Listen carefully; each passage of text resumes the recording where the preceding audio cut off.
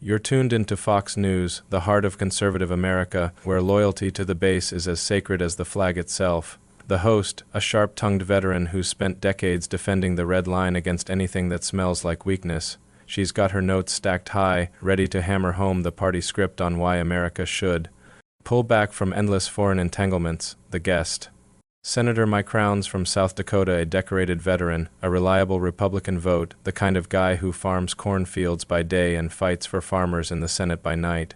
No one expects fireworks, but then, in a split second, Rounds turns the table. He locks eyes with the camera, his voice steady as a rifle shot, and declares, "My party is playing right into Putin's hands and it's costing American lives." The studio goes dead silent, the host blinks, caught off guard, and across living rooms from Des Moines to Dallas, jaws drop, because this wasn't some scripted jab at Democrats. This was a gut punch from within, a senator admitting his own side's isolationist fever dream was betraying the very values Republicans once bled for. In that raw, unfiltered instant on national TV, the veil lifted on a civil war raging inside the GOP, one that's been festering since the towers fell and the tanks rolled into Baghdad, now boiling over in the shadow of Ukraine's ruins. This isn't just about one man's stand, it's the spark that could ignite a realignment, forcing the party to choose between Trumpy's America First echo chamber and the hard truth of a dangerous world.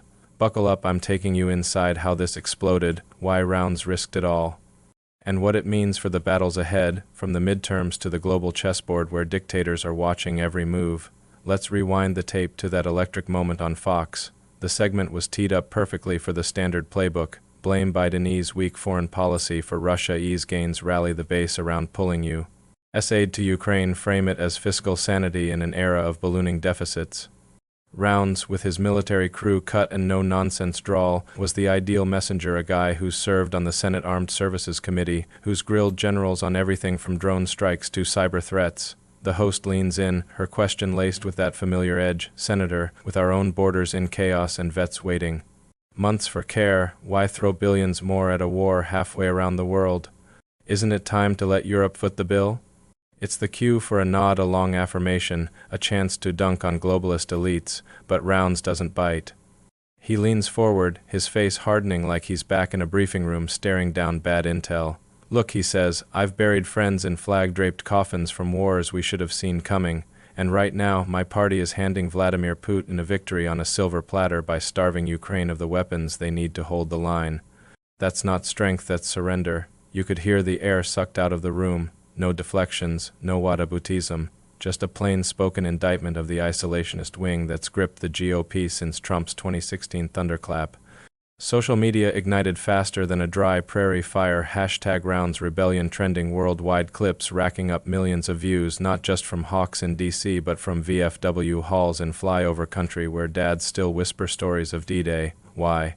Because Rounds didn't just criticize a policy, he called out a betrayal of allies, of history, of the GI Bill generation that built the free world. And in doing so, he cracked open the GOP's most guarded secret. They are not the monolith of red hats and rallies anymore.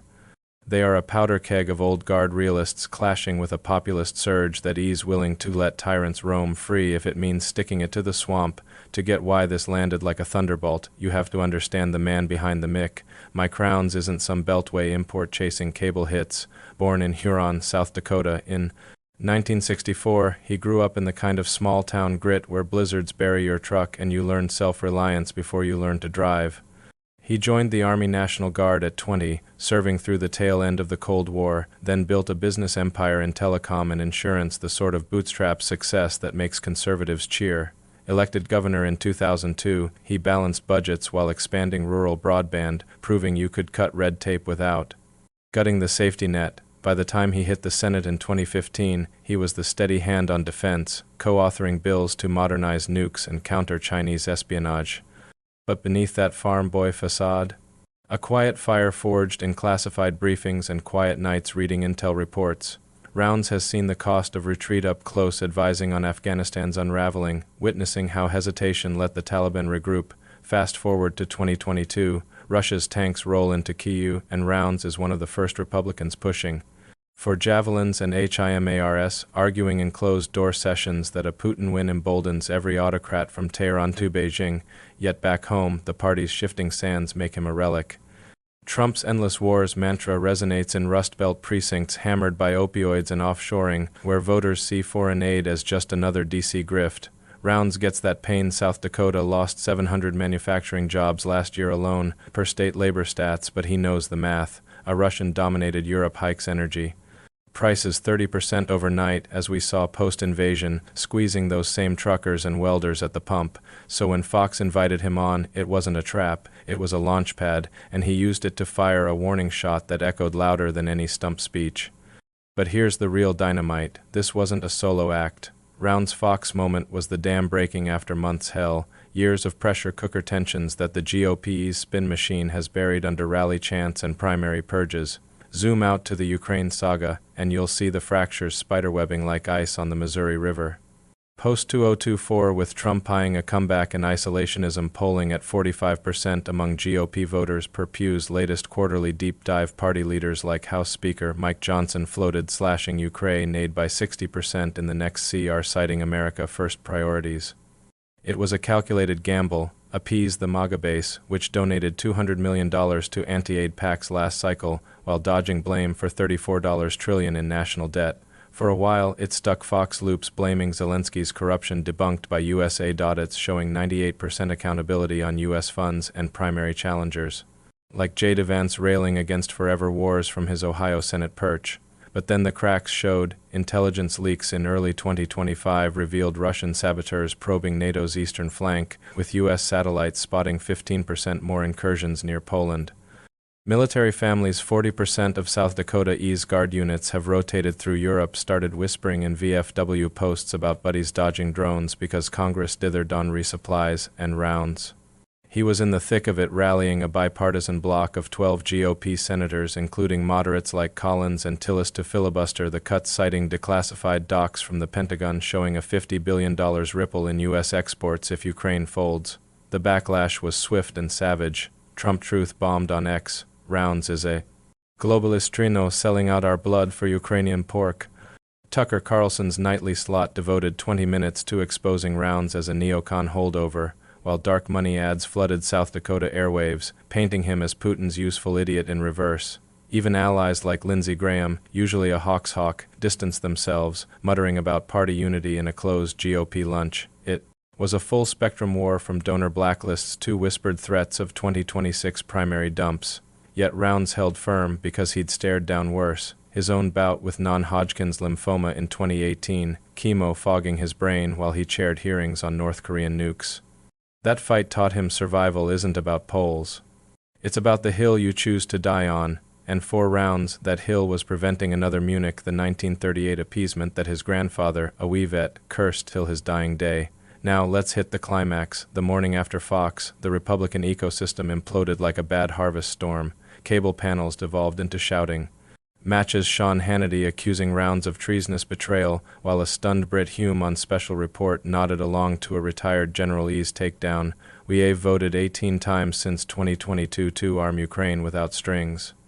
Blocking it now hands Putin 500,000 square miles he couldn't take on the battlefield. That's straight from CRS reports. Congress approved $175 billion in aid, with 0 GOP-led vetoes until the 2025 pushback. Social feeds overflowed, blue-check conservatives like Ben Shapiro tweeting reluctant props.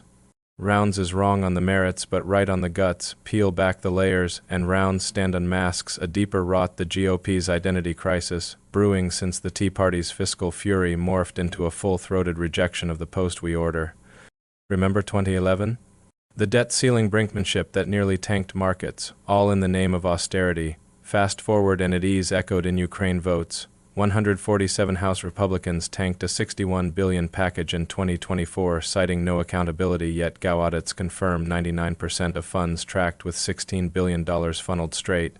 2 U.S. defense firms in Ohio and Texas creating 5,000 jobs that ease the hypocrisy. Rounds pierced, screaming waste while ignoring how aid rebuilds American factories shuttered by globalization. It is visceral for guys like him. South Dakota's ag exports to Europe dipped 12% post-invasion due to grain disruptions, per USDA data, hitting family farms where one bad year means foreclosure, and the emotional core. It's the ghosts of vets. Rounds invokes them not as props but as kin. his uncle's Purple Heart from Korea, the 2,400 Americans lost in Iraq because Intel Gaps lets Adam play games, in a party where 70% of voters under 40 per price surveys view foreign policy as not our problem. Rounds bridges the gap by humanizing it not with TED Talk slides, but with stories of Ukrainian refugees resettled in Rapid City, teaching English at the community college while their kids play Little League. That's the hook. Principle isn't abstract. It eased the kid who lost his dad to a Russian missile because a stinger arrived 2 weeks late. By outing his party's blind spot, Rounds didn't just defend Kyiv, he defended the GOP's claim to moral high ground, the one eroded by January 6th denialism and election fever that prioritizes zones over outcomes. So where does this leave us? As the dust settles, or doesn't Rounds' fox flip isn't a footnote.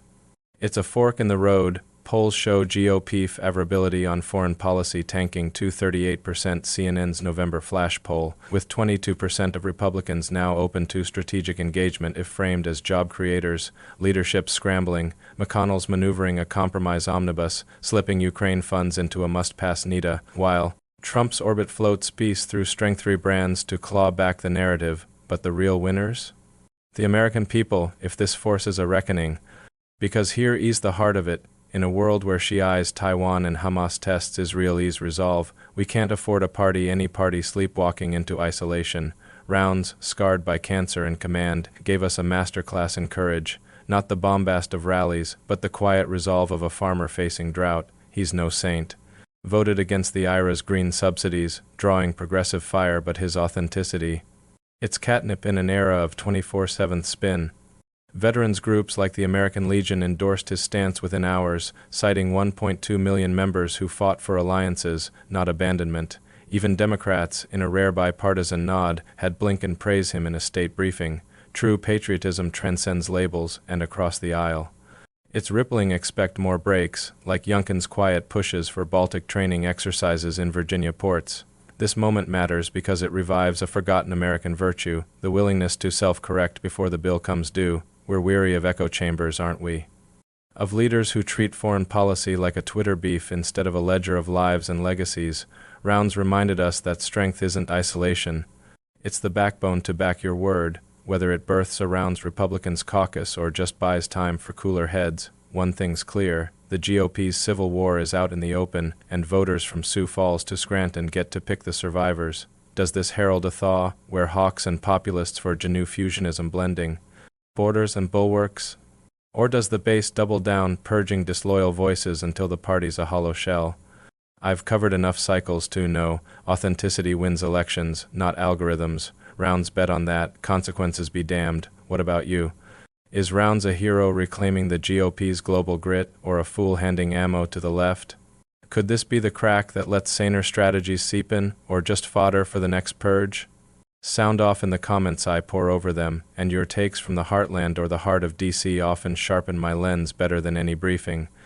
If this breakdown hit home, smash that like, share it with a friend debating the headlines, and subscribe for more unfiltered dives into the power plays shaping our tomorrow, because sunlight's the best disinfectant, and the more eyes on truths like this, the tougher it gets for the machines to grind on unchecked. Rounds lit the match.